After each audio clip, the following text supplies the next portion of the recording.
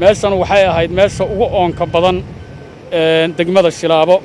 qabalahan Dalambiyaa la yiraahdaa meesha biyaha ugu dhow waa degmada Shilaabo waxayna u jirtaa ugu yaraan 45 kiiloomitir ilaa 50 kiiloomitir baa biyo ugu dhow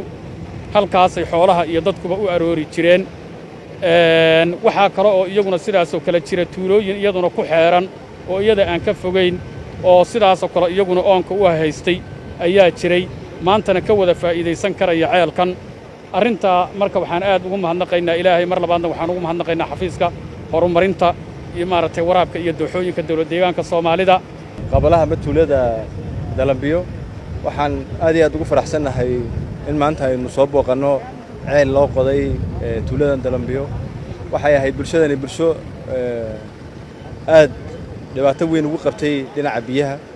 oo kulli sida odayaasha aad ka maqasheen ay u jirtay ilaa meel 50 kiiloomitir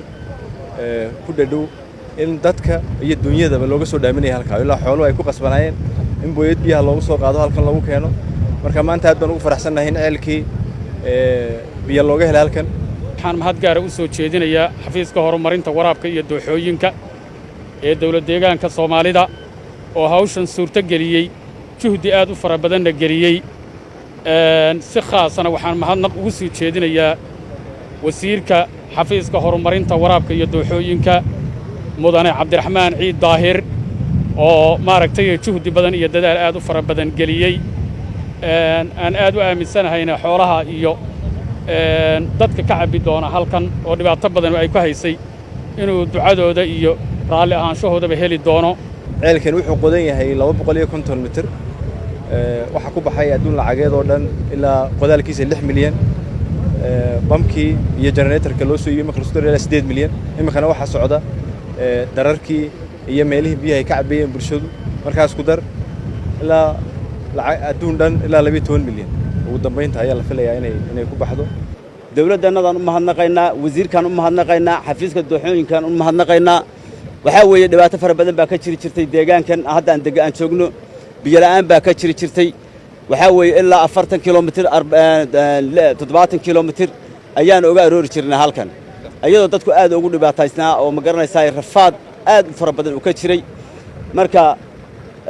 dawladdii iyo ma garanaysaa xafiiska dooxooyinka mas'uuliyiintiisii qiimeynta ay ku sameeyeen ama heer degmo ama heer gobol qiimeynta ay ku sameeyeen darteed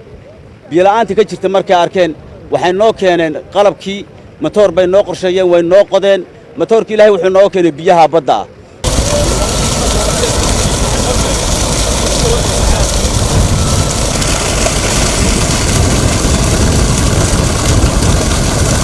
haddana waxa weeye dhismihii iyo biyogelintii baa ku socda dararka xoolaha magaaladii biyogelinteedii wixii oo dhan baa haddana ku socda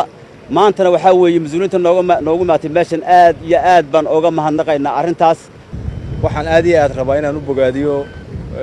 waxgaradka ka soo jeeda tuulada iyo degmadaba oo aad isku xilqaamay sidii biyo loogu heli lahaa degmada waxaa jirtay in bulshada lafteedu intay abaabushay iyadoo ay samaysatay daraasadda ceelka oo ay lacagta iska bixisay kadib lacag ay urursadeen ilaa 2 milyan kadib ay dawladda u leeyimaadeen in wax loogu daro ceel loogu qodo iyadoo baahida jirta ay ogaayeen waxa iska yeeshay bulshada annaga isqaanay maadaama aan baahi badan haysay oo biyood ma go'aan baan qaadanay dawladdana codsi badan baan u dhiibanay qarshiyada annaga iska aruurinay baaritaanka annaga sameynay maadaama biyaha aragnay dawladduna gacan iyo garab bay nagu siisay bulshooyinka kale waa bulsho tusaale u noqon karta markaynu eegno isxilqaamkii sameeyeen iyo dadaalka ay sameeyay ay muujiyeen marka waxaan leeyahay in aynu la wadaagno farxadda dadkan markii ceelkan biyaha laga helay aad sida ay soo sheegeen dadkii qodayay riiga ee ku jiray waqtigii dadku aad iyo aad bay ugu farxeen runaantii waana ka dareemi kartaa sababta ay farxaddaas ku timid waxaan marka 100% sida muslim wixii ah sida u soo dhaweeyay sida ugu qaalisan maanta u soo dhaweynayna halkan aan joognaay waa Dalambiyo waxay jirtaa kiiloomitirka meesha biyaha laga heli jiray sida sanqalooc oo kale marka laga xisaabtamo waxay jirtaa 58 kiiloomitir adigu waa 60 kiiloomitir baan biyaha u doonan jiray waxa lagu doonan jiray awrta oo la raro maana lahayn booyadaha iyo waxyaalaha macnaada casriga annaga xagga iyagu ku yaraa awr baan ku dhaansan jiray ilaahay subxaanahu wa ta'aala noo keenay baan ku mahadinaynaa boqolkiiba boqol xafiiska dooxooyinka iyo waraabka iyo mas'uuliyadiisa iyo wasiirka Raxmaan Ciid Daahir baan ku mahadinaynaa ilaahay inoo keenay baan ku mahadinaynaa biyahan waxaan kaga baxaynaa baahi badan ilaahay mahadi wakaa ceelka noo burqan hayo aad iyo aad baan ficil isaga saarnay dawladana garab baan ka siinay waan ku mahadinaynaa siday biyaha noogu sidaayeen siday dee waxay riyay nagu ahayd ceelka markii la bilaabayay kale khaasatan aniga maskaxdii ma keenin dalambiyaa biyo waxaan ku dhahay baa laga helayaa alxamdulillah haddana waa laga helay ilaahay baa mahad iskale mar koobaad mar labaad mar saddexaad mar afraad dawladda iskale horta cilmiga iyo dadka aqoonta u leh baadhida markay korosii kacaan kulba waxa sii dhaamasa biyo helka meelaha kala duwan ee noocan oo kala marka daraasadda laga sameeyay oo fiicneed awgeed ayay ku timid in ceelkan oo waliba 250 mitir keelitaan kaliya 250 mitir waa meelaha ugu biyaha dhadhow ay ka mid tahay maaha biyo dheer oo aad u sii dheer maaha